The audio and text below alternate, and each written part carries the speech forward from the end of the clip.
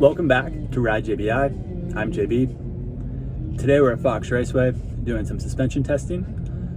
This is the next episode of our JBI Spec WP versus KYB, where we're doing back-to-back testing of two different types of forks that are available for the KTM, Husqvarna, and Gas brands. A common question we've always been getting is which is better. So we figure out what a better way to answer that than to invest a lot of time and effort into each fork type and developing settings and then getting feedback from a bunch of different riders. So today was the first day of doing that at Fox Raceway. We met up with a friend of ours, Loren, that has a 2023 KTM 350 SXF. About 8 months ago, we got him set up with our first JBI Spec WP XACT 6500 fork setup, which he found to be an improvement over the stock baseline setting. And then about 2 months ago, we updated the settings to the most recent version that we have for the JBI Spec WP XACT 6500s. That includes our new JBI titanium subvalve inside of those WP forks, and that seemed to really improve the overall fork feel. It did take us some time to get those settings developed, but you can see that in other videos.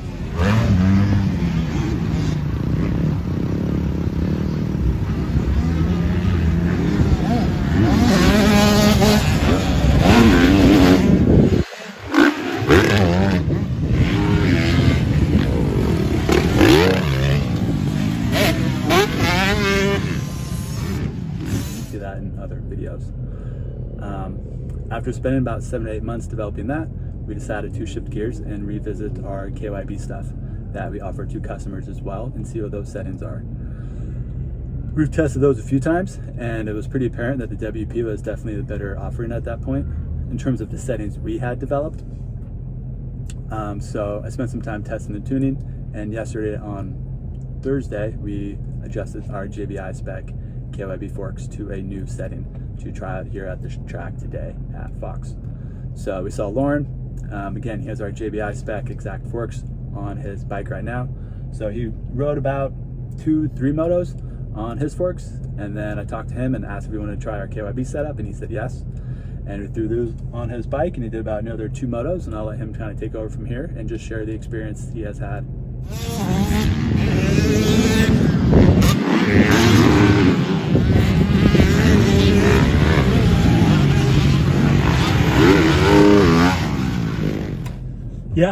No, it was, thank you for letting me do that. I love doing testing and comparing and contrasting, because you get comfortable in a setup and you think you're good, and then you try something else and you just realize where certain characteristics is maybe slightly better and it's comparable in other situations. Like, specifically, I didn't tell you this too, because when I tested mine back to back after doing the KYBs, I did notice that the KYBs, they do have, I don't know how they do this, or I think it's your setup specifically too that you do with the valving and whatnot, but I did notice more comfort in that fork, and it still had really good hold up for overshooting stuff. So there's like a wall jump here, and this is late in the day too, so it was perfect. To me, testing is best done later in the day because you can feel more of the characteristics of the chassis when the dirt is harder. When it's soft in the morning or muddy, you're just trying to survive and just, keep your bike upright.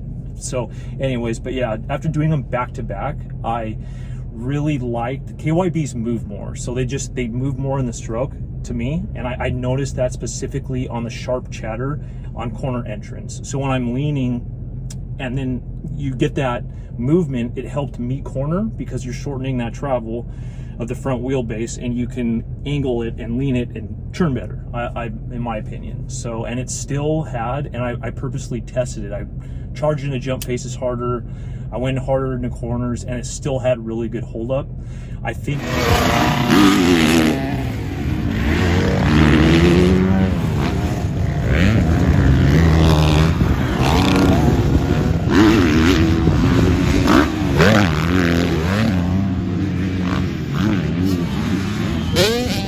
still had really good hold up. I think the WP 6500 kit, it had maybe a slight bit better bottoming resistance, but I think the KYB edged it more so in the comfort department on corner entry specifically. Everything else is pretty comparable. But that's the part where I noticed the KYBs and the movement just in general on corner entrance and hold up with comfort. It's a really good blend. I liked a lot. So and there's no comparison to stock. Like the stock setup with just air, it's not fair at all. This is so much better. More front end traction. I'm front end steering. I've been talking about it enough. So yeah, it's just much better all around, both setups. So yeah, I forgot at the end of the day I put your forks back on your bike, and then you did go spin some laps again. So you got to do your forks this morning, the KYB forks, and then go right back to yours, and then finish another day. So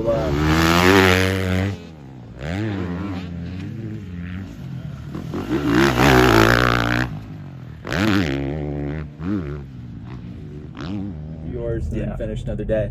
So was it similar enough to where almost like this is crazy how similar they were in terms of just kind of like overall performance? Yeah, good question. It was close. I just really noticed the KYBs. I don't know how they do it. I don't know if it's just you know more than me. I don't know what it is, but they blend the comfort with the hold up that I like. So I'm intermediate, trying to be expert rider, and I specifically rely on that for front end feel and corners. If I can go into a corner confidently and charge and know that it's going to hold up and give me comfort, that's all I need to take my riding to the next level. And I think I speak for most people on that too. If you can have that comfort and hold up you need to push it, even if it's 5-10%, that's huge. Yeah. So, and I got that with the KYB, and even going back out again with the WP, I still felt that comfort. It was very, to answer your question, it was close. It was close. The KYB did edge it out a little bit.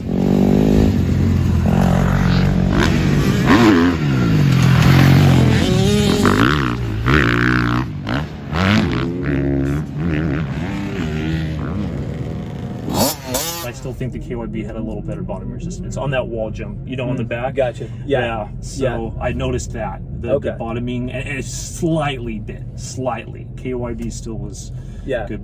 Yeah. For the KYB forks, I have our JBI Pro Perch inside of there, and that's a different spring seat design. What it does is it gives the forks better bottoming than the stock unit does. Okay. So without that, I feel like the KYBs have obviously a little more comfort than the WPs, but way less bottoming.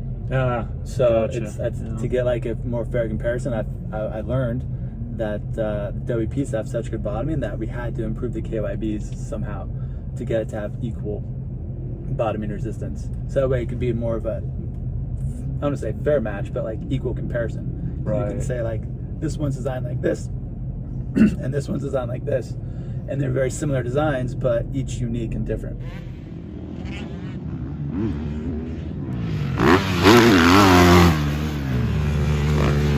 Designs, but each unique and different for it. But no, it's really cool to hear your feedback, man, because a lot of effort's been getting put in just all the settings that we develop. So to hear that's where we're at and get collectively positive feedback from everybody and their own unique experience is just so helpful. And really just makes everything better that we work on, because now we go home with some notes and we go, cool, like how do we improve the WPs to get a little more of that feel?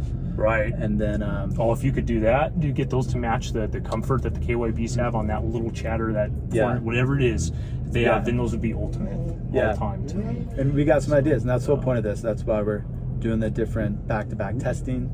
Right now I got 2 sets of cone forks we're building out the shop as well. So soon I'll have 2 sets of those also. So that's going to give us 5 sets of suspension just for KTM. Nice. Yeah, so we have 2 exact setups, 2 WPs, and 1 of the KYBs. Yeah, and also I want to mention too, JB did an air fork. What was that again?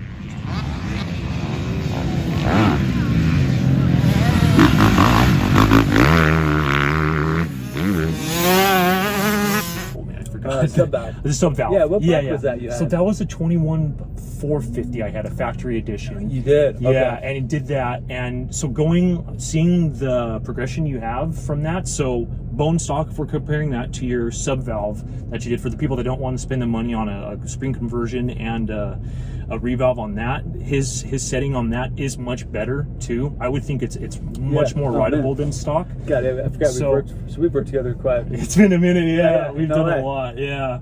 So, but yeah, going from that, the next level up, you know, if you're getting faster and you want to push it more, I think where the air fork is going to kind of lack is to me, the slap down, bottoming, real aggression. When that comes out, that's where that fork suffers slightly compared to spring and traction to me, but it's still much better than stock. Yeah. So stock, I just I can't. I just can't. Yeah. But yeah, every progression that I've worked with on JB, it's been excellent. So I'm stoked on my setup. Yeah, I was telling him this too. It's my favorite bike between the shock and the forks, dude. It feels so balanced and level for me.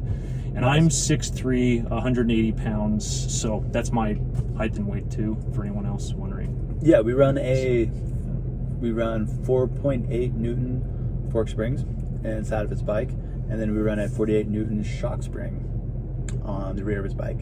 So that is one stiffer than stock on the rear, and then, well, the spring forks in the front, so you don't have a reference from what the stock air pressure would be for it. But that's where we're running from him for those interested, if you're trying to compare your setup to what we built for Loren here. Well, thank you for tuning in. All JBI suspension services and parts can be found at radjbi.com.